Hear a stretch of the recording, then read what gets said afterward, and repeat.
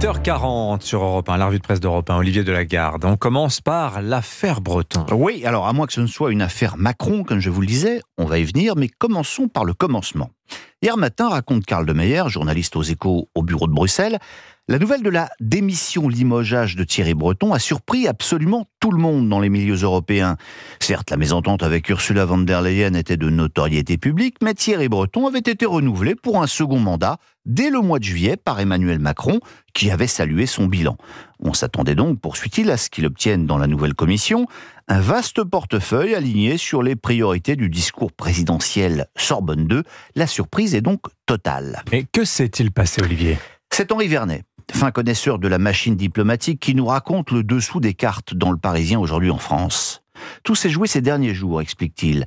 Alors qu'Ursula von der Leyen finalisait avec les équipes de Macron le périmètre du portefeuille français, elle aurait alors abattu ses cartes sans embâge. Soit un portefeuille moyen avec Breton, soit un très gros portefeuille avec quelqu'un d'autre. Et c'est là que l'affaire devient une affaire Macron. Eh oui, car sous la pression de Bruxelles, Macron lâche Breton. C'est comme ça que le Figaro résume l'affaire en gros titres. Et les raisons de ce lâchage ne sont pas très reluisantes.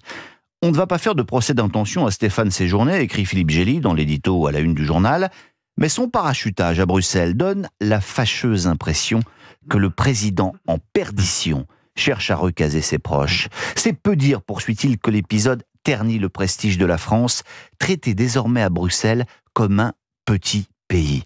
Dans son édito, le patron des Échos tire lui aussi à balles réelles.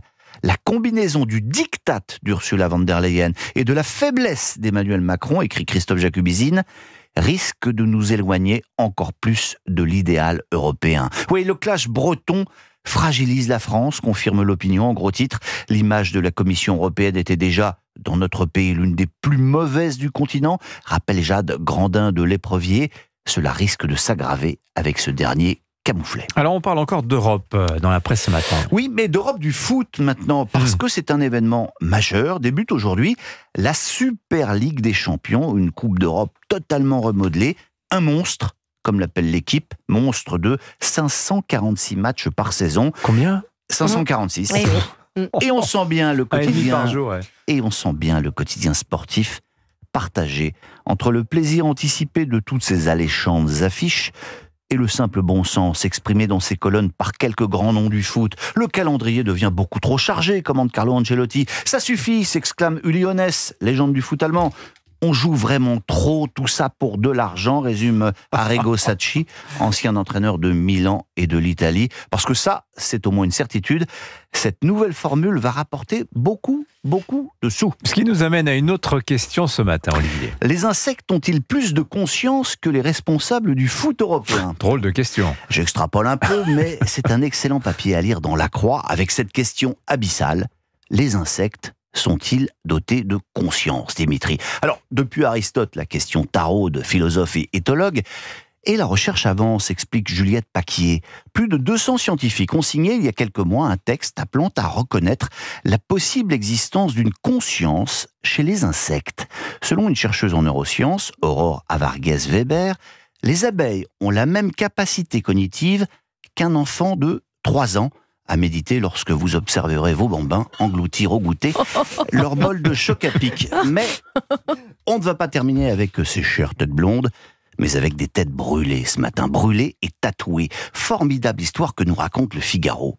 La police scientifique a retrouvé par hasard un véritable trésor photographique. Il s'agit de 23 000 clichés de taulards du début du XXe siècle qui découvrent pour l'objectif leur tatouage.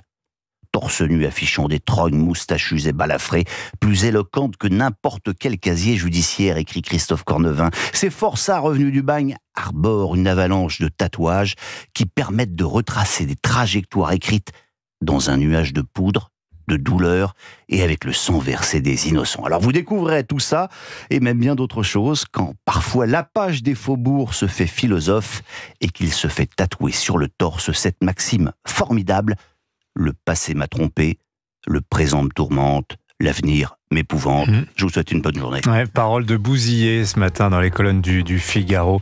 Et c'est intéressant cette controverse de Valladolid des insectes. Ont-ils une âme, hein? Rappelez, il y a 500 ans, les hommes en débattaient à propos des Amérindiens. C'est Absolument.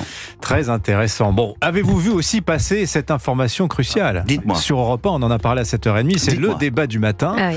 Il ne faut pas se rincer la bouche quand vous vous êtes lavé les dents C'est avec vrai. avec Ça, du c'est le débat du dentifrice. jour, ça. Eh oui, il ne faut Ouais. pas. Sinon, vous enlevez le fluor et le fluor ne sert plus Ouais. à rien. Sinon, le fluor, il reste en bas. On va être beau en arrivant voilà. le matin. Elle était belle votre matinale, Avec je vais plein de vous dire. dentifrice. Les débats pareils.